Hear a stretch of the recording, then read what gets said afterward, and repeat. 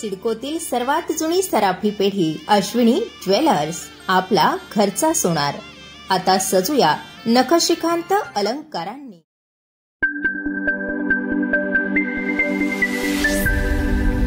विधानसभा निवडणुकीच्या पार्श्वभूमीवर नाशिक ग्रामीण पोलिसांनी अवैध व्यवसायांविरोधात संपूर्ण जिल्ह्यात व्यापक स्वरूपात कारवाई सुरू केली आहे. 9-10 नोव्हेंबर 2024 रोजी नाशिक ग्रामीण व मालेगाव विभागातील पोलीस ठाणे हद्दीत विविध ठिकाणी अवैध देशी दारू विक्री करणारे व हातभट्टीची गावठी दारू बनवणाऱ्या ठिकाणांवर छापे टाकण्यात आले. या कारवाईत अवैधरित्या देशी विदेशी दारू विक्री करणारे, हातभट्टीची गावठी दारू बनवणारे तसेच अवैधरित्या गुटख्याची विक्री करणाऱ्या इसमांवर कारवाई करण्यात आली. गेल्या 2 दिवसांमध्ये जिल्ह्यात 59 आरोपितांविरुद्ध एकूण 58 गुन्हे दाखल करण्यात आले.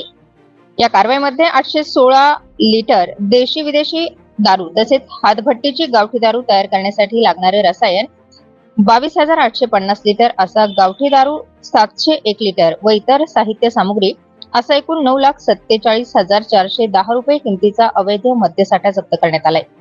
त्याचबरोबर अवैधरित्या गुटखा विक्री करणाऱ्या इसमांवर छापे टाकून 5 गुन्हे दाखल करण्यात आले. यामध्ये 7,50,602 रुपये किमतीचा गुटखा जप्त करण्यात आलाय. या गुन्ह्यांमध्ये वापरलेली वाहने व साहित्य सामुग्री असा एकूण 40,80,712 रुपये किमतीचा मुद्देमाल नाशिक ग्रामीण पोलिसांनी जप्त केलाय.